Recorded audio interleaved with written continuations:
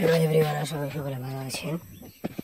তো রওশনের কামব্যাক হতে কী কী লাগবে এটা অনেকের জানতে হবে।